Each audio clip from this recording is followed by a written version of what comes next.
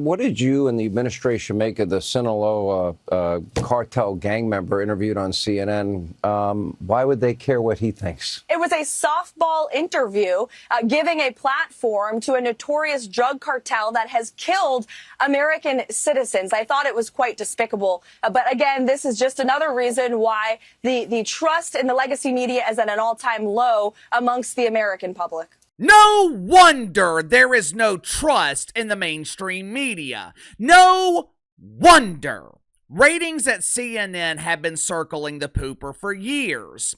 CNN might struggle to attract normal people, but my inside sources, they are telling me that CNN is now the #1 network in the category of cartel leaders. CNN is proud to announce that we are the #1 network in the demo of narco-traficantes. Pablo Escobar watches Andy Cooper every night in prime time from his grave in the woke cemetery.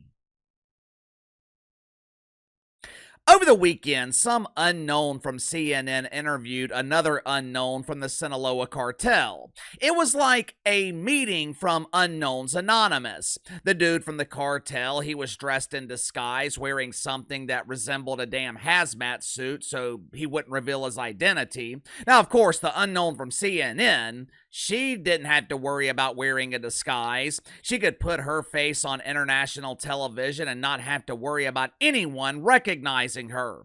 The only risk of having her identity revealed would come from young children who would remember her face from the side of the milk carton. But they can't convince adults to watch CNN, much less the children. During the interview with the disguised cartel leader, who will now be referred to as Rodriguez, CNN asked Rodriguez how he felt about the Trumper labeling his organization as a terrorist group.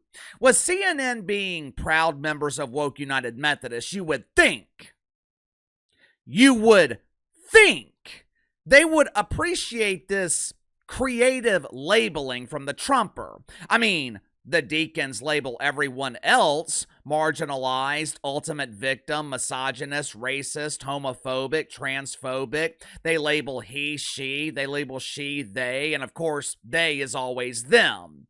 I'm sure if the Trumper had labeled Rodriguez as questioning, CNN would have had no problem with it. But they damn sure seem to have a problem with the Trumper labeling drug cartels as terrorist organizations. CNN wanted to know how Rodriguez felt about this vicious label from the Trumper. I want to know how you're feeling. Ooh, feelings. Nothing more than feelings. I have a better question. Who gives a damn how he's feeling? Since when are we worried about the feelings of alleged criminals? Did we ask Timothy McVeigh how he was feeling? Did we ask Eric Rudolph how he was feeling? How did you feel when you tried to destroy the '96 Olympics in Atlanta?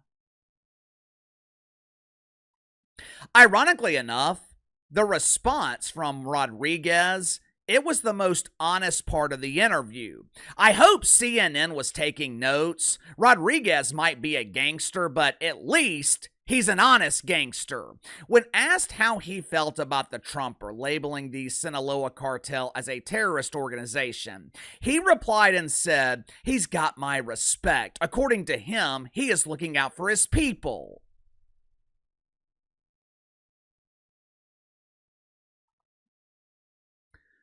When is the last time we have seen that level of honesty from the mainstream media? They're over here demonizing the Trumper while a cartel leader is showing him respect. It would not surprise me if the mainstream media started treating cartel leaders like victims, which would be similar to what CNN tried to do yesterday, as they tried to incite fear by pretending that Cinco de Mayo celebrations were being canceled because everyone was afraid to celebrate.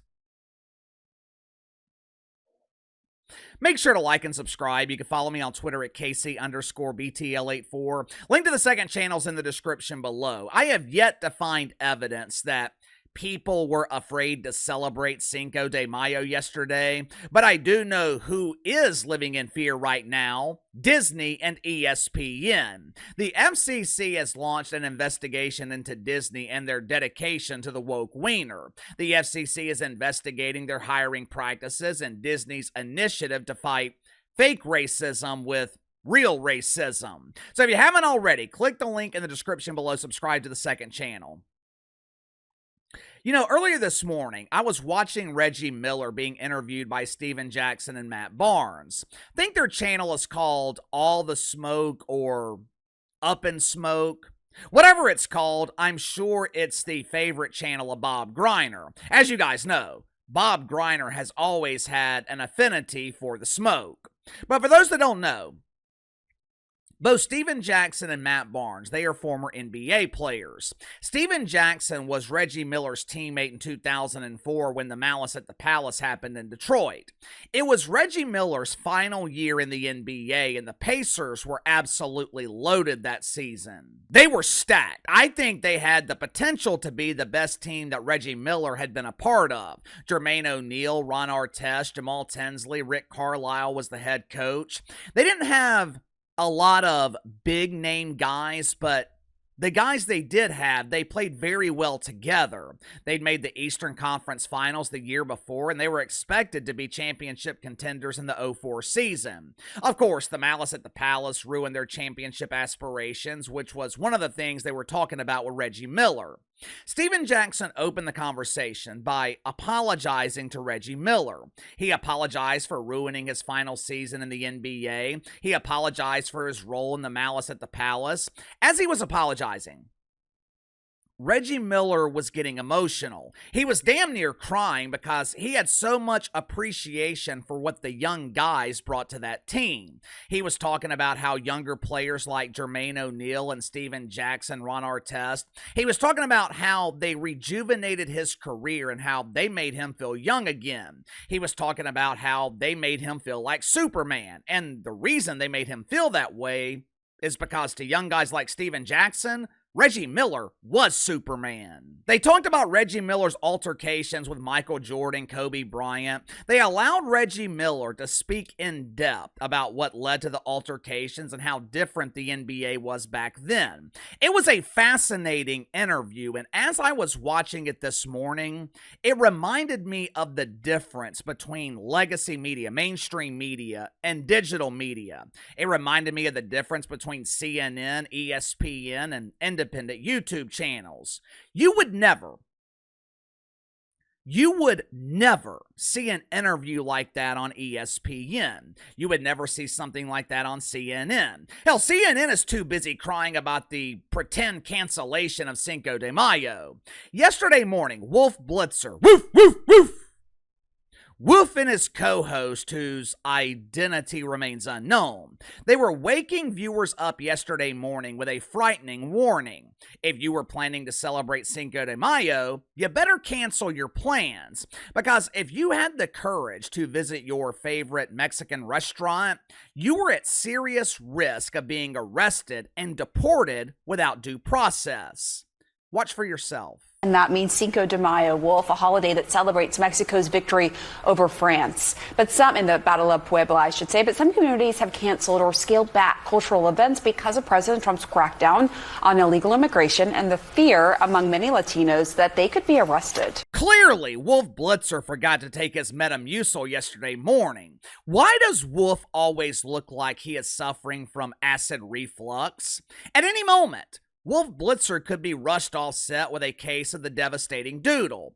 Every time I see Wolf Blitzer, which isn't very often because no one is watching his morning dump on CNN, but every time I see him, he looks like he's ready to barf. According to CNN, minorities are living in fear. They are canceling Cinco de Mayo celebrations because they're afraid the evil orange man was going to deport them.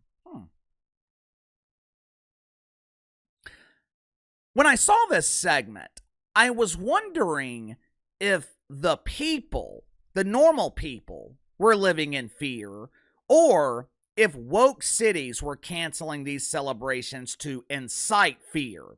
So, I looked into some of these canceled celebrations. Imagine my surprise. Just imagine my surprise when I saw the similarities between the cities that canceled the events. Officials in Chicago canceled Cinco de Mayo, not the people of Chicago.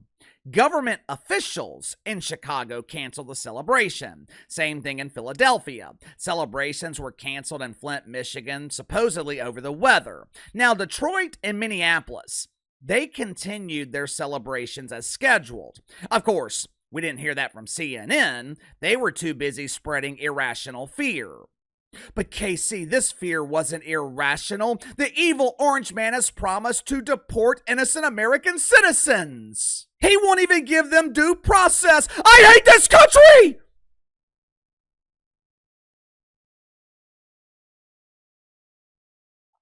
No, the Trumper has promised to deport people who are here illegally. Do you see the difference? If you're here legally, you're fine. If you're here illegally, probably not a good idea to go out and celebrate. But that's not fair. This is profiling. He's targeting people. Profiling. You know what they used to call that? Police work. I don't know if you know this, but the police, they're trained to go where the crime is. For example, if you're an immigration agent and your job is to locate people who are here illegally, you're not going to stake out a gated community in Boise, Idaho, where 88% of the population is white. You're probably going to stake out communities where illegals are known to live. I mean, it makes sense, right?